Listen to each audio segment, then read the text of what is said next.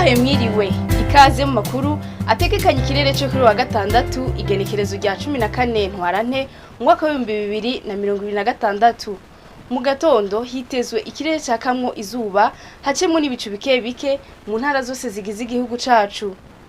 Ahazobakanye gusumba ahandi ni Imwaro mu ntara ya Gitega aho ibipimo by'ubushuhe bizoba biri kuri °C 13.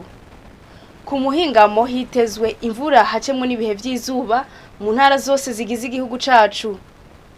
Ahazoranga ubushuhe gusumba ahandi ni mu Cibitoke mu ntara ya Bujumbura aho ibipimo by'ubushuhe bizoba biri kuri °C 30. Ejo mu gatondo izuba rizoseruka igihe cy'isaha 12:08 rirenge ku mugoroba igihe cy'isaha 12:15.